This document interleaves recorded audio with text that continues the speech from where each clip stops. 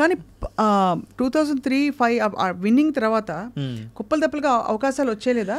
లేదు, ఒకే ఒక ఆపర్చునిటీ వచ్చింది ముహూర్తం అనే సినిమా కోసం. బికాజ్ పాడాలన్నది కార్యక్రమానికి వర్క్ చేసిన ఆర్ట్ డైరెక్టర్ గారు ముహూర్తం అనే ఫిలింకి రవి గారిని, ఆర్ట్ డైరెక్టర్ రవి గారు, వారు ఆ ఫిలింకి డైరెక్ట్ చేసినప్పుడు విజయవాడ నుంచి హైదరాబాద్ వచ్చి ఆ ఒక్క పాట పాడి వెళ్ళిపోయాను. బట్ నేను హైదరాబాద్ వచ్చిన తర్వాత 2008లో రిలీజ్ అయింది అనమాట ఆ సినిమా. సో ఆ తర్వాత నాకు ఆపర్చునిటీస్ రాలేదు. ట్రై చేసుకోలేదు కూడా? ఇక్కడ ఒక సముద్రం ఆల్రెడీ ఉంది హైదరాబాద్లో, అండ్ నేను సింగింగ్ అనుకొని రాలేదు. My main motto is to support my family. Because మా తమ్ముడు చదువుకుంటున్నాడు, మా చెల్లి, నేను, ముగ్గురా మీరు? మా తమ్ముడు, మా చెల్లి, అమ్మ, నాన్న, నేను, మా బామ్మగారు, మేము అందరం ఉండేవాళ్ళం. కృష్ణ అంత బాగా పాడతారా అందరి ఇంట్లో? మా ఇంట్లో ఎవరు పాడరు యాక్చువల్లీ, కానీ నాన్నగారు కూన్ రాగాలు అప్పుడప్పుడు తీస్తూ ఉంటారు. మా ఇంట్లో అమ్మగారు పాడరా? మామూలుగా అమ్మ నుంచి నేను నేర్చుకున్నాను చిన్నప్పుడు, అమ్మ పాడి పాడి అని అంటారు అందరూ. అమ్మ ద్వారానే నేర్చుకున్నా. అమ్మ పాడడం రాదు, కాకపోతే అమ్మ దగ్గరుండి. మా ఇంట్లో ఉదయం నా టైం స్టార్ట్ అయ్యేది మార్నింగ్ 6 o'clock ఆల్ ఇండియా రేడియోతో, నాదస్వరం, భక్తి రంజని. మా ఇంట్లో 6 o'clock అందరం లేవాలి. మా అమ్మ ఇల్లు చిమ్మడం, చిన్న ఇల్లే, బట్ నాదస్వరం అంతా వార్తలు, మన సంస్కృతంలో వార్తలు, పాటలు, ఇవన్నీ కూడా రేడియోతోనే స్టార్ట్ అయింది. ఇక్కడ I want to thank all India radio. Because నా 6th 7th క్లాసెస్ నుంచి ఆల్ ఇండియా రేడియోలో మంజులూరి కృష్ణకుమార్ గారిని, వారు నాకు లెటర్స్ చదివే అవకాశం, వ్యాసాలు చదివే అవకాశం, ఇవన్నీ ఇచ్చారు. కాంట్రాక్ట్స్ సాంస్క్రిట్ స్టూడెంట్గా తెలుసు. అంటే కాంట్రాక్ట్ వేసి దానికి మిమ్మల్ని ఆ పాత్రకి ఆ రోజు రికార్డింగ్ ఉన్న రోజు వెళ్ళాలి. అవును, చాలా హెల్ప్ చేశారు ఆవిడ. నాకు ఫినాన్షియల్గా నాకు చాలా హెల్ప్ అయింది. అది నా MSc వరకు హెల్ప్ అయింది. దీంతోనే నాకు రెడ్ FM SFMలో జాబ్ కూడా వచ్చిందనమాట. Excellent. So I must thank all India radio. నేను గుర్తు పెట్టుకోవాలి మంజులూరి కృష్ణకుమార్ గారిని, రాజారెడ్డి గారిని, వాళ్ళందరూ ఉండేవారు. వాళ్ళందరికీ సందర్భంగా కృతజ్ఞతలు. చాలా అంటే అంత అక్కడి నుంచి మొదలయ్యి ఇంత పోటీ ప్రపంచంలో మీకంటూ మీరు ఒక ఎస్టాబ్లిష్ చేసుకోవడం అనేది, మీ పేరు ఎస్టాబ్లిష్ చేసుకోవడం చాలా గొప్ప విషయం కదా కృష్ణ. నాకు ఒక కేర్ ఆఫ్ అడ్రస్ ఇచ్చింది కళ్యాణి మాలిక్ గారు.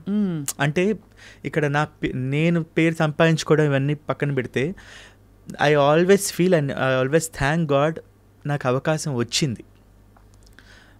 నాకన్నా బాగా పాడేవాళ్ళు చాలామంది ఉన్నారు. నేను చెప్తాను, ఓపెన్గానే చెప్తున్నా. But one opportunity is very important. ఆ ఆపర్చునిటీ భగవంతుని దయ వల్ల బాలు గారి రూపేణ, కోటి గారు మొట్టమొదటి ఆపర్చునిటీ, అలాగే నాకు ఇండస్ట్రీలో కేర్ ఆఫ్ అడ్రస్ ఇచ్చిన కళ్యాణి మాలిక్ గారు. ఏమిచ్చారు ఫస్ట్ పాట? ఆడించి నీ పంట పండిందే ప్రేమ, నిజంగా నెగ్గడం అంటే ఇష్టంగా ఓడడం అంతే. అది 2008లో. ఆ సినిమాలో 2 పాటలండి. ఒక సినిమాలో ఒక పాట రావడే గగనం, అలాంటిది 2 పాటలు ఇచ్చారు కళ్యాణి మాలిక్ గారు. డబ్బులు ఇచ్చారా? అయ్యో, లేకపోతే ఇప్పుడే కళ్యాణి గారు ఫోన్ చేసి అడిగేద్దాం. డబ్బుల కన్నా ఎక్కువ అండి. ఈ రోజుకి కూడా ఇన్స్టాగ్రామ్లో వాటిలో ఆ పాట చూశాక నిన్ను వేశాక కన్ను, అవి రీల్స్లో వస్తూ ఉంటాయి. వారానికి ఒక 2-3 మెసేజ్లు వస్తూ ఉంటాయి. నేను ఎప్పుడు ఆ పాటను తలుచుకున్నా నేను కళ్యాణి మాలిక్ గారికి థ్యాంక్స్ చెప్తాను. చాలా అంటే ఆయన రావాల్సినంత గుర్తింపు ఇంకా రాలేదని నేను ఫీల్ అవుతాను. బికాజ్ అద్భుతమైన ట్యూన్స్ ఆయనవి. ఇది ఎందుకు అడిగానంటే, ఫస్ట్ పాట పాడేది సింబాలిక్, అలా పేమెంట్ అందుకోవడం అనేది. మన పాటకి విలువ ఇచ్చారు అని ఒక సింబల్. ఏమంటే ప్రసాద్ ల్యాబ్స్లో మొట్టమొదటి రికార్డింగ్ నాకు ఇంకా అవన్నీ జ్ఞాపకాలు, ఆ పాట తాలూకు జ్ఞాపకాలు. ఈరోజుకి అష్టాచెమ్మ తాలూకు విశేషాల గురించి ఎవరో ఒకరు మెసేజ్ పెడుతూ ఉంటారు.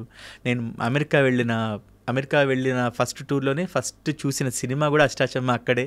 సో చాలా జ్ఞాపకాలు ఉన్నాయి ఆ పాటతో. మీకు ఇంత మెలోడియస్ వాయిస్ అండ్ ఆల్సో గమకాలు పలికే బేస్ వచ్చిందంటే ఖచ్చితంగా మీరు మంచి సంగీతం నేర్చుకుని ఉంటారు కదా.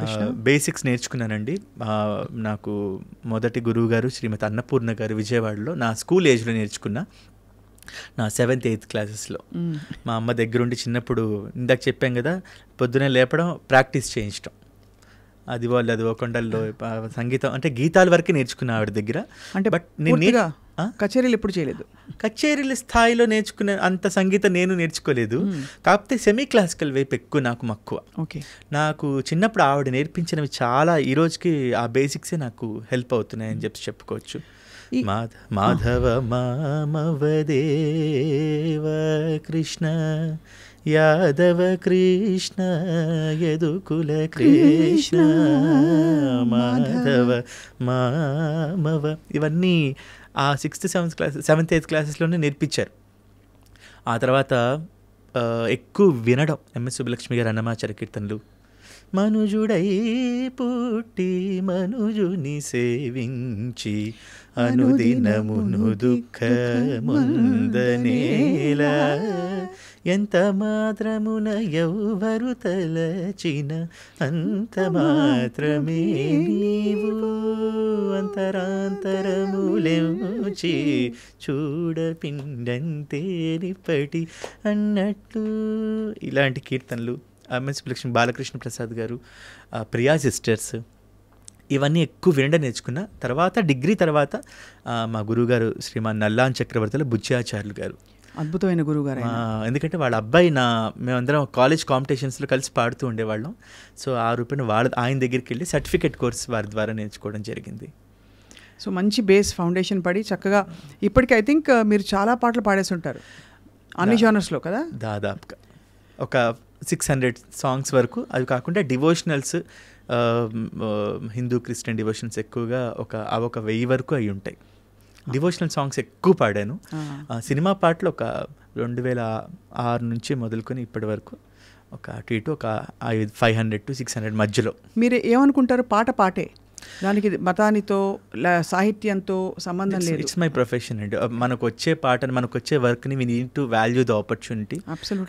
సో అది అంటిల్ ఆర్ అన్లెస్ ఎవరిని విమర్శించినంత వరకు లేకపోతే ఏదైనంత వరకు మనకు పాట బేసిక్ హ్యూమన్ వాల్యూస్ని పాటిస్తూ ఏ పాట అయినా మంచి పాట. డెఫినెట్లీ పాట ఇస్ పాట.